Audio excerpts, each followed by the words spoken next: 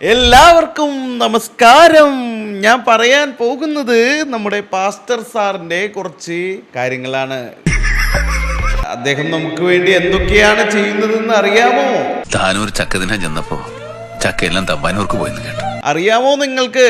ഞാൻ ആദ്യത്തെ വീഡിയോ ഇടാം, അത് കാണുമ്പോൾ തന്നെ നിങ്ങൾക്കൊരു ആരെ കുറിച്ചാണ് ഞാൻ പറയുന്നതെന്ന് മനസ്സിലായിരിക്കും. നിങ്ങൾ മനസ്സിലാക്കിയില്ലെങ്കിൽ മനസ്സിലാക്കുവാൻ വേണ്ടി ഞാൻ പലതും ചെയ്തെന്ന് വരും. ഇതാരാണെന്ന് മനസ്സിലായോ? പറഞ്ഞു കൊടുക്കുവാരാന്ന്. കുടുംബ ഐക്യത്തെക്കുറിച്ച് നവമാധ്യമങ്ങളിലൂടെ സംസാരിക്കുന്ന ദമ്പതികൾ തമ്മിലടിച്ചു. ആരാന്നറിയോ? ഇപ്പൊ വരും ആള്. ഞാൻ ആരാണെന്ന് ഈ നാട്ടിലെ പട്ടിക്കും പൂച്ചയ്ക്കും വരെ അറിയാം. ഈ ഫിലോക്കാലിയ ഫൗണ്ടേഷൻ നടത്തിപ്പുകാരാണ് ഇവർ. ഭർത്താവ് മാരിയോ ജോസഫ് സെറ്റപ്പ് ബോക്സ് എടുത്ത് തലക്കടിച്ചു എന്നാണ് ഭാര്യ ജിജി. സെറ്റ് ബോക്സ് എടുത്ത് തലക്കടിക്കാൻ ഇയാളാര്? സെറ്റ് ബോക്സ് എടുത്ത് തലക്കടിച്ചു. ഇവര് എന്തൊക്കെയാ കാട്ടിക്കൂട്ടിയെന്ന് നിങ്ങൾക്കറിയോ? ഇവര് ആരാന്നറിയോ നിങ്ങൾക്ക്? ഇവിടെ പരാതി തന്റെ ഇത് ഒരു ഫോട്ടോ വന്നിട്ടുണ്ടായിരുന്നു, തലയിൽ മറ്റേ കെട്ടൊക്കെ വെച്ചിട്ട് ഒരു ഫോട്ടോ തമ്മനയിലിട്ട് ആരെങ്കിലും എഡിറ്റ് ചെയ്ത് കയറ്റിയതാണോന്ന് അറിയില്ല. ചേച്ചിയുടെ തലമേ നല്ല രസമായിട്ടുണ്ട്. ഇവർ രണ്ടുപേരും ആരാന്നറിയാലോ. ഞാൻ പ്രത്യേകിച്ച് പരിചയപ്പെടുത്തേണ്ട കാര്യമൊന്നുമില്ലല്ലോ.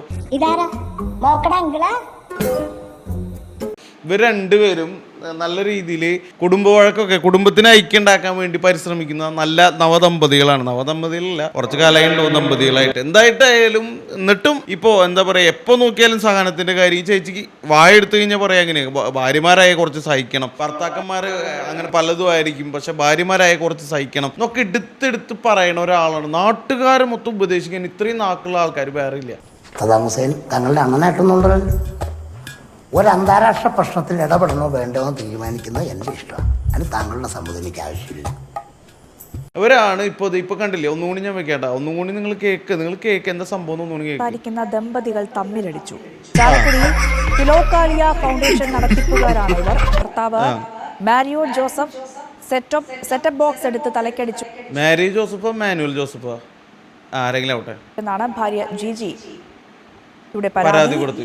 70,000 രൂപയുടെ മൊബൈൽ നശിപ്പിച്ചുവെന്ന് ഭർത്താവും പരാതിപ്പെട്ടു. വിശദാംശങ്ങൾ നിഖിൽ ഡേവിസ് നൽകും. നിഖിൽ, അപ്പോൾ ഇങ്ങനത്തെ ആൾക്കാരെയൊക്കെയാണ് നമ്മൾ സപ്പോർട്ട് ചെയ്യണത്. സപ്പോർട്ടല്ലാട്ടോ, നമ്മൾ എന്താ പറയുക, നമ്മൾ ഈ വക ആൾക്കാരുടെ വാക്യം വചനമൊക്കെ കേട്ടിട്ടാണ് നമ്മൾ മുന്നോട്ട് പോണേന്നാണ് എനിക്ക് പറയാനുള്ളത്. എന്ത് കാര്യത്തിനാണ് ഇങ്ങനെയുള്ള ആൾക്കാരെയൊക്കെ നമ്മൾ ശ്രമിക്കണതെന്ന് എനിക്ക് ഇതുവരെയും മനസ്സിലായിട്ടില്ല. എന്ത് കാര്യത്തിനാണ്, എന്താണ് നമുക്ക് അതിൽ നിന്ന് കിട്ടുന്നത്? ഇവർ പറയണത് കേട്ടിട്ടാണെങ്കിൽ ഡിവോഴ്സ് ചെയ്യാൻ ഇവർ പറയില്ല. ഇവർ പറയുക അഡ്ജസ്റ്റ് ചെയ്യുക, ക്ഷമിക്ക്, രാവോളം ക്ഷമിച്ചിട്ടാണ് ഇവിടെ കുറെ പേര് മരണപ്പെട്ടിട്ടുള്ളത്. ഇങ്ങനെ ക്ഷമിച്ചിട്ടാണ് ഈ മാതാപിതാക്കളടക്കം എല്ലാവരും പറയാൻ തുടങ്ങി കഴിഞ്ഞാൽ അഡ്ജസ്റ്റ് ചെയ്യുമോളെ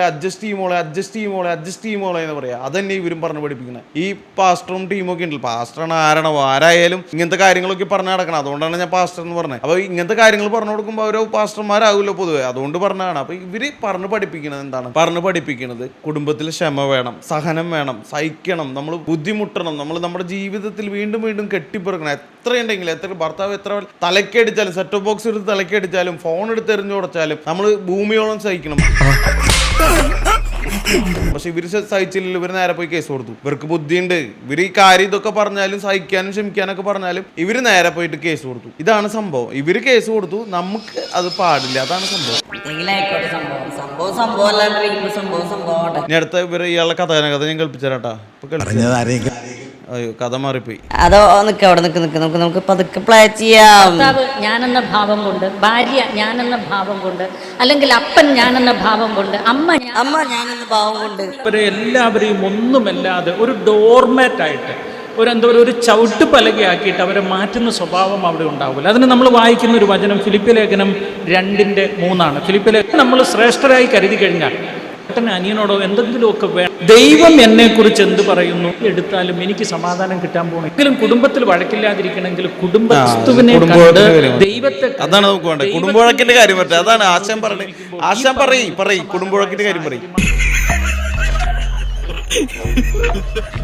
ഉണ്ടാകൂല. അല്ലെങ്കിലും കുടുംബത്തിൽ വഴക്കില്ലാതിരിക്കണമെങ്കിൽ കുടുംബത്തെ ദൈവികമായി തന്നെ കാണാൻ പഠിക്കണം. അതിനെക്കുറിച്ച് ദൈവികമായിട്ട് കാണുന്നതുകൊണ്ടാണ് എന്തെടുത്ത് തലക്കി പൊളിച്ചെന്ന് പറഞ്ഞാൽ എന്താ കുപ്പിച്ചില്ലല്ലോ. സെറ്റ് ബോക്സ് എടുത്ത് തലക്കിട്ടേ എന്ന് പറഞ്ഞിട്ട് ഭാര്യ തലക്കിട്ടത് ആരാണെന്നറിയാലോ?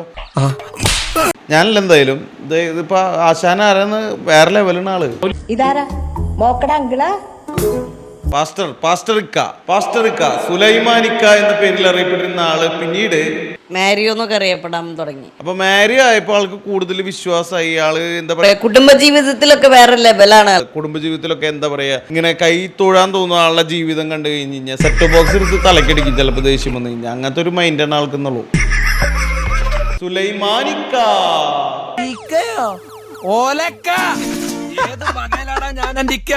Mario, Joseph Mario.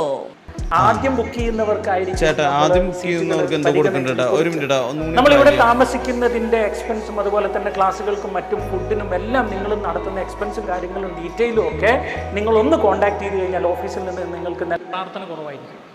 ശരിക്കും ക്രിസ്തു നയിക്കുന്ന കുടുംബത്തിൻ്റെ പ്രത്യേകത ഭാര്യയും ഭർത്താവും കൈകോർത്ത് പിടിച്ച് ഒന്നിച്ച് പ്രാർത്ഥിക്കുന്നതിൻ്റെ അളവ് ഒരുപാട് കൂടുതലായിരിക്കും. 3, അതെ, ക്രിസ്തു പഠിപ്പിക്കുന്ന അല്ലെങ്കിൽ ക്രിസ്തു കൈപിടിച്ച് നടക്കുന്ന കുടുംബത്തിന്റെ പ്രത്യേകത എന്ന് പറഞ്ഞു കഴിഞ്ഞാൽ അത് എന്താ പറയാ, ഐക്യത്തിന്റെ, ഭാര്യയും ഭർത്താവും തമ്മിലുള്ള ഐക്യത്തിന്റെ പ്രത്യേകത ഭയങ്കര കൂടുതലായിരിക്കും എന്നൊക്കെയാണ് സാറ് പറയുന്നത്. ക്രിസ്തു നയിക്കുന്ന വീടിൻ്റെ പ്രത്യേകത എന്താണെന്ന് ചോദിച്ചാൽ ആ വീട്ടിൽ ഭാര്യയോട് ഭർത്താവിനോ അപ്പനോട് മക്കൾക്കോ അല്ലെങ്കിൽ മക്കൾക്ക് അപ്പനോടോ ചേട്ടനോ അനിയനോടോ എന്തെങ്കിലുമൊക്കെ പിണക്കം ഉണ്ടാകുമ്പോൾ അല്ലെങ്കിൽ ഇഷ്ടക്കുറവ് ഉണ്ടാകുമ്പോൾ ഇപ്പം ഇത് സംസാരിച്ചാൽ മൊത്തം വഷളാകും, ആകെ പ്രശ്നമാണെന്ന് വിചാരിച്ച് മനസ്സിൽ ഒതുക്കി വെക്കില്ല.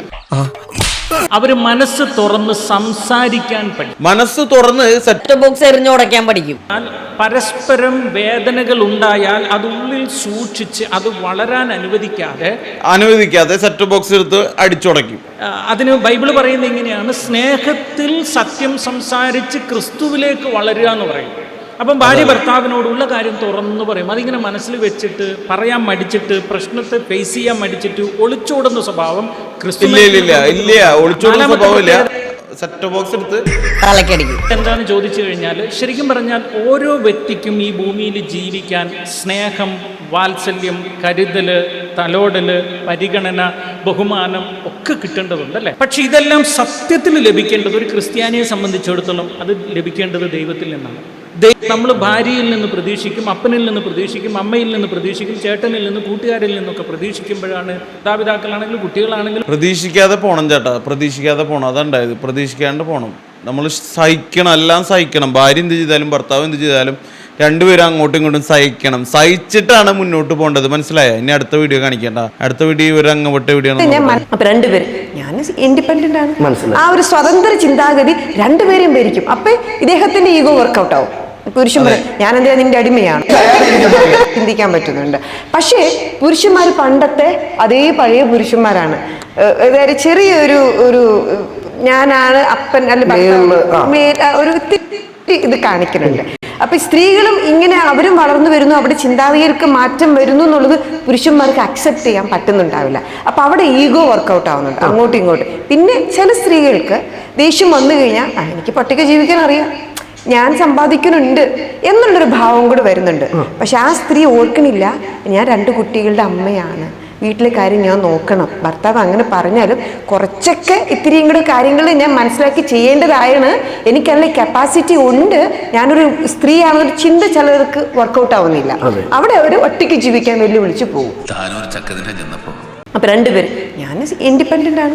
ആ ഒരു സ്വതന്ത്ര ചിന്താഗതി രണ്ടുപേരും ഇവർ പറഞ്ഞു വരുന്നുണ്ടെങ്കിൽ ആരും സ്വതന്ത്രരാവരുത്, ഇൻഡിപെൻഡന്റ് ആവരുത് എന്നാണ് പറഞ്ഞു വരുന്നത്. ഡിപ്പെൻഡ് ചെയ്തിട്ട് കഷ്ടപ്പെട്ട് ദുരിതം അനുഭവിച്ചിട്ട് ജീവിക്കണം. ഇവർ പറയണതൊന്നും കേൾക്കാൻ നിൽക്കരുത് എന്നാണ് എൻ്റെ ഒരു അഭിപ്രായം. കേൾക്കില്ല എന്നറിയാൻ ഞാൻ പറയണത്. കാരണം വേറെ ഒന്നുമില്ല, ഞാൻ ഇതേപോലെ ഇങ്ങനെ പ്രസംഗിക്കാനൊന്നും നടക്കണില്ലല്ലോ. അതുകൊണ്ട് ഞാൻ പറയണത് നിങ്ങൾ ആരും കേൾക്കാൻ പോകില്ല എന്ന് എനിക്ക് നല്ലപോലെ അറിയാം. എന്നാലും ഞാൻ പറയാണ്, ഇതുപോലെയുള്ള വിരലുകളെയാണ് ആദ്യം സൂക്ഷിക്കേണ്ടത്. ഇവരുടെ ഫൗണ്ടേഷനൊക്കെ നടത്തിയിട്ട് അതിൽ കൗൺസിലിങ്ങിന് കാശ് വാങ്ങണ്ടോ, മോട്ടിവേഷൻ കാശ് വാങ്ങണ്ടോ നിങ്ങൾ കമന്റിൽ പറയട്ടെ. എനിക്കറിയില്ല, അതുകൊണ്ട് അറിയാത്ത കാര്യം ഞാൻ പറയണില്ല. അപ്പൊ അവരെന്തെങ്കിലും കേൾക്കോട്ടെ, ചിലപ്പോൾ അവർ വെറുതെ ഒരു രസത്തിനായിരിക്കും ഇതൊക്കെ പറഞ്ഞു പഠിക്കുന്നത്. സ്വന്തം ജീവിതത്തിൽ പക്ഷേ ഇത് പ്രാപ്താക്കില്ല. സ്വന്തം ജീവിതത്തിന് യുക്തിയോടുകൂടി ഇവർ ചിന്തിച്ചു, എന്ത് ഭർത്താവ് ഇങ്ങനെയൊക്കെ ചെയ്തപ്പോൾ പോലീസിൽ പോയി പരാതി കൊടുത്തു. എന്തുകൊണ്ട് സഹിക്കാൻ നിന്നില്ല? ഇവരുടെ ഈ വർത്താനത്തിൽ എല്ലാം സഹിക്കണം, എല്ലാം ക്ഷമിക്കണം, എല്ലാം ഇതാവണം എന്നാണല്ലോ പറയണത്. അപ്പൊ എന്തുകൊണ്ട് പോയിട്ട് പോലീസിൽ കേസ് കൊടുത്തു? ഇത് തന്നെയാണ് പറയുന്നത്. ഇവരെ മാതൃകയാക്കണം. എന്തിന് മാതൃകയാക്കണം? ഇവർ പറയുന്ന കാര്യങ്ങൾക്കെല്ലാം മാതൃകയാക്കണ്ടേ. ഇപ്പൊ ചെയ്ത പരിപാടിയിൽ നിങ്ങൾക്ക് എന്തെങ്കിലും വീട്ടിലോ നാട്ടിലോ ഒക്കെ ബുദ്ധിമുട്ടുണ്ടെങ്കിൽ അത് നേരെ പോയി പോലീസ് സ്റ്റേഷനിൽ പറയേ, അല്ലെങ്കിൽ എന്തെങ്കിലും ബുദ്ധിമുട്ട് ഏതെങ്കിലും രീതിയിൽ നിങ്ങൾക്ക് ബുദ്ധിമുട്ട് വരികയാണെങ്കിൽ അതിനെതിരെ പ്രതികരിക്കാൻ പഠിക്കുക ക്ഷമിക്കണം ആദ്യം. അതാണ് ചെയ്യേണ്ടത്. അല്ലാണ്ട് ക്ഷമിച്ച് സഹിച്ച് നിൽക്കല്ല വേണ്ടത്. ഇതാണ് എനിക്ക് പറയാനുള്ളത്. എന്തായാലും ഞാൻ വീഡിയോ അവസാനിപ്പിക്കുകയാണ്. കാര്യങ്ങളൊക്കെ ഏതാണ്ടൊക്കെ മനസ്സിലായല്ലോ. മാരി ജോസഫ് എന്ന് പറഞ്ഞു കഴിഞ്ഞാൽ ഇതുപോലെ കാര്യങ്ങളൊക്കെ തൊള്ള പൊളിക്കുന്ന ഒരു ഗഡിമോനാണ്. ഇങ്ങേര് പണ്ട് ഇസ്ലാമായിരുന്നു, പിന്നീട് മതം മാറിയിട്ടാണ് ക്രിസ്ത്യാനിയായെന്നൊക്കെ പറയുന്നുണ്ട്. അതിന്റെ കാര്യങ്ങളൊന്നും എനിക്കറിയില്ല. അതങ്ങനെയാണെങ്കിൽ തന്നെ രണ്ടുപേരും കണക്കാ. അതുകൊണ്ട് പിന്നെ പ്രത്യേകിച്ചൊന്നും പറയണ്ട.